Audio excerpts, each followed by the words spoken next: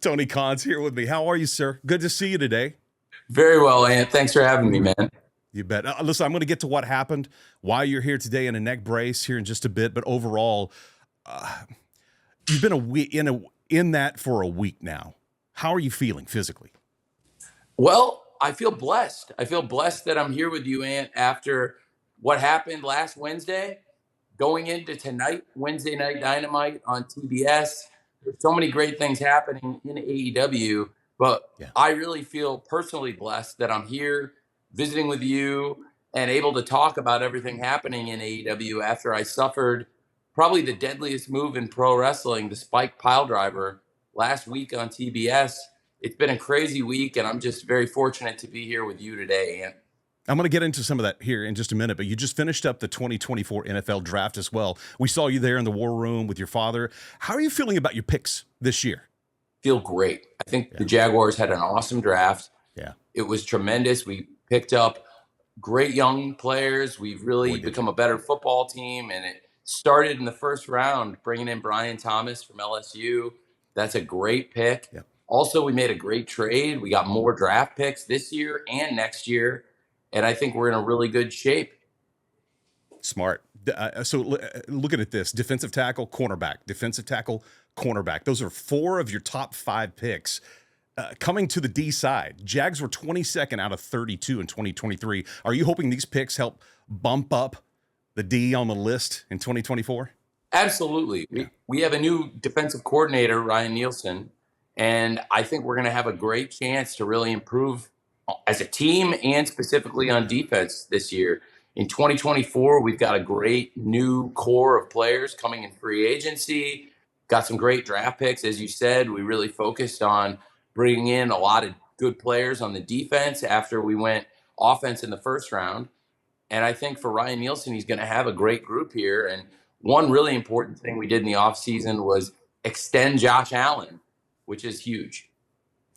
1 week ago today, AEW Dynamite went off the air with you lying in the middle of the ring, your father there with that impressive stash. I mean, look, Tony, this right here, this is about a week and a half for me. There's no way I ever get to that stash, but looking on, very concerned. Explain what led to the incident in the middle of the ring as AEW Dynamite went off the air last week.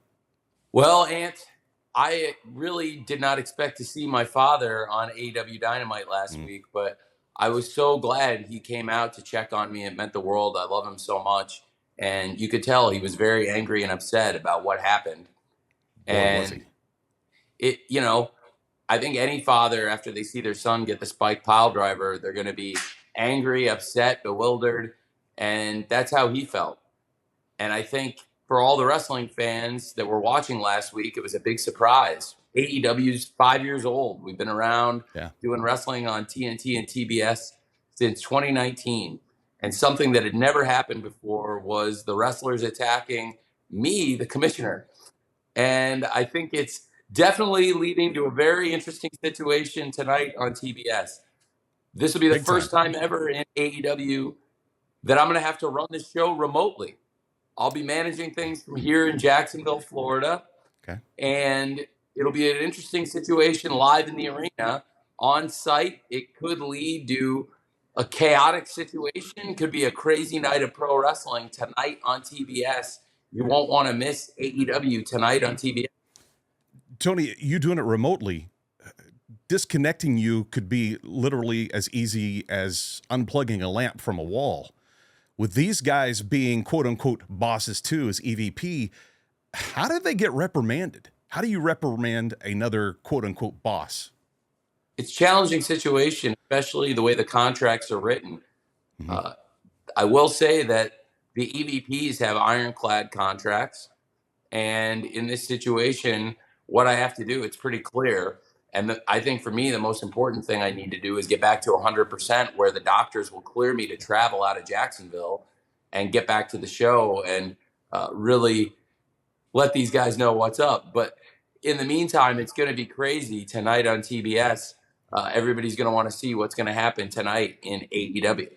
You've mentioned before in the past that as a kid, you would book shows and index cards and cut out wrestlers and stuff. In any of those bookings, Were you ever involved in the action? One time. If all the stuff I've done, there's been like since 1995, I've been writing shows called Dynamite. And as a kid, started all kinds of different promotions, different things, different eras, different territories, different groups of wrestlers. And I tried it one time in 1999 when I was like 16 years old, and I didn't like it. I didn't want to do it, and I never did it again. And I just don't think it's what we need to do or need to see. But in this case, I was forced into the action, and I was, again, never expecting to be taking a pile driver. It's a move that has been banned in many promotions, many states. It's illegal in some places, let alone a spike pile driver. It's one of the deadliest things that can happen in pro wrestling. And again, I just feel fortunate to be here with you talking today and getting ready for a big AEW show. And even though the doctors won't allow me to travel this Wednesday, the silver lining is I will be able to manage things from here. Yeah. But you're right. You make a great point. It's not the same thing as managing on site. That's why every other episode up until now, I've gone and managed on site. So it could lead to a chaotic situation tonight on TBS. Could be very exciting stuff tonight on Wednesday Dynamite. Well, the way it ended last week immediately left everybody writing in their calendars. I don't know if anybody writes in a calendar, but in their phone, plugging it in and saying, well, I got to make sure that I know what is going on Wednesday. I've got to be back here for it. So that's huge. You have a locker room full of some very knowledgeable legends. I mean, you have Mark Henry sitting in there, many others, but someone who's very opinionated, also very knowledgeable, is Bully Ray. He shared some great insights booking over on Busted Open. He's even volunteered services. Is that something you would ever entertain? Why would I want to use somebody that works for WWE in our AEW office? That'd be like hiring a double agent. I didn't even think about him working for them after the last couple of weeks. Let's fast forward. Let's fast forward 10 years. Hypothetically, what do you hope to be able to look back and say about everything that has happened over the last 10 years? If you fast forward 10 years, you look back, what do you hope to say? Well, I know that if nothing else, I'm more proud of what we did at Revolution to give Sting the send-off he deserves than anything else. I think that's the greatest thing we've ever done in AEW, and I think that's my proudest moment, really, in everything I've ever done, to have AEW Revolution be such a big success, a huge pay-per-view, a sellout, the biggest gate in the history of Greensboro pro wrestling, Sting coming back one last time.